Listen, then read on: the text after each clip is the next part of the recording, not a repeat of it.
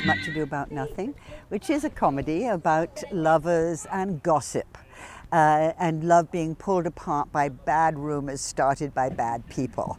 But everything in Shakespeare, when it's a comedy, it ends up with a marriage, and this play is no different. So we have a big marriage happening. Do not you love me? Why no? No more than reason. Tell me about yourselves and your characters.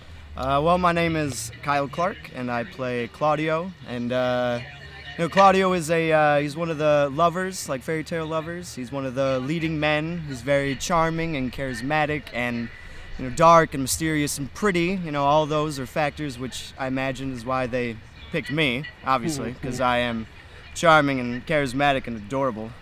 And he's got a fire in him that I have in spades. Yeah. Well, I'm Stephen Blackwell. I'm playing Don John. Don John is the villain. He's a real bastard. So that's why they cast. That's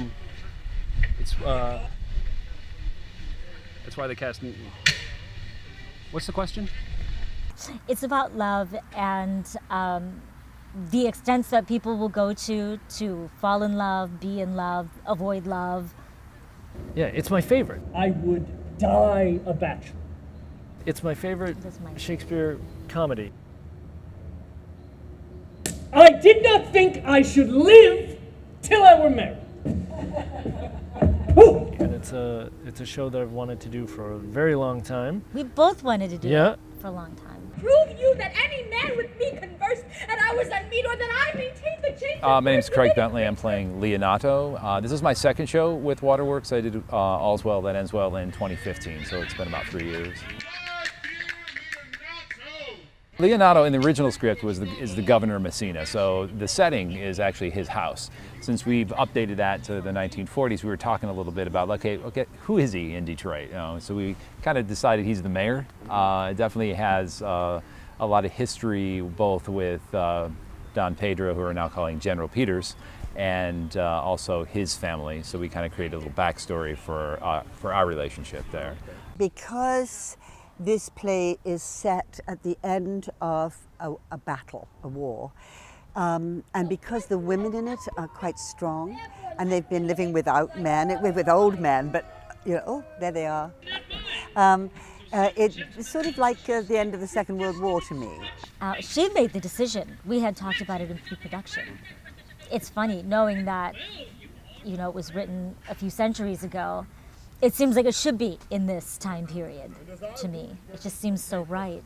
So I thought, why don't we just set it here at the end of the Second World War? And actually Detroit was flourishing because it had actually made a lot of money on the war. It was also nice to know the time period right away. She kind of told me she wanted it set in 1945, Detroit.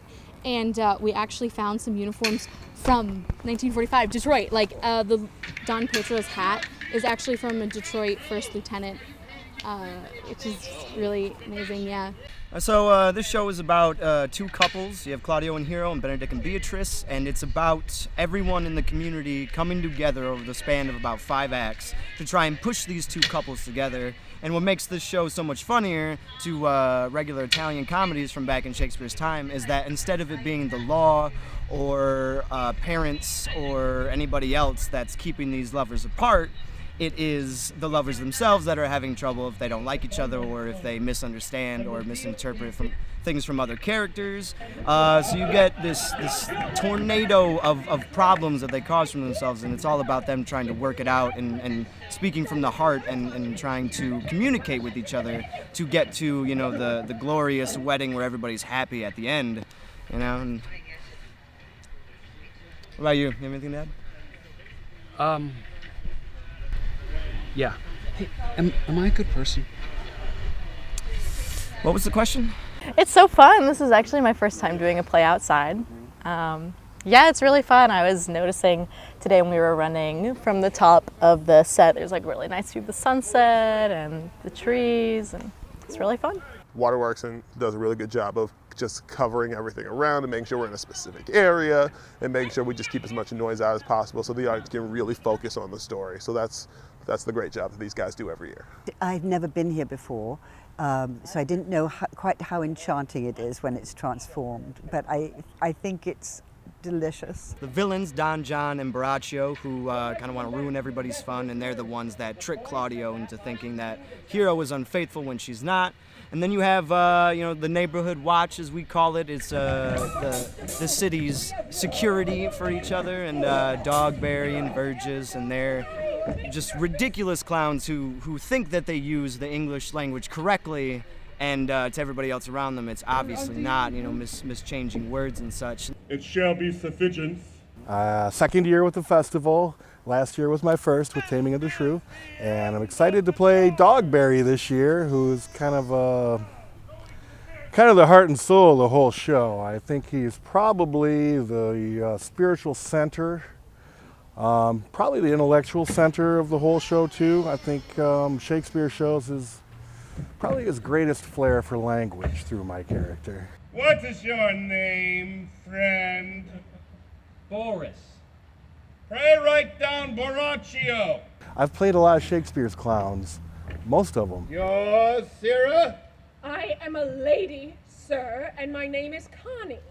Write down good Master Conrad. I found him the most challenging, Dogberry, and it surprised me, the difficulty. Just to get that language, because you make sense of the language, to learn it, but I'm going opposite of the sense of the language a lot. And, masters, when time shall specify, forget not to mention I am an ass. And you have these father figures like Don Pedro and Leonardo who want nothing more than everyone to be happy, and you have Benedict and Beatrice who love everybody else except for each other, and I don't know, there's plenty of history between those two, but they hate each other, and it's everybody else's job to make them stop. And Claudio and Hero are just kind of, there's a lot of things that get in the way, obstacles, but it's kind of their own fault. But still, it all comes back to Don John, which Maestro, Steven. music. She's having a hard time with. He thinks it's raining. I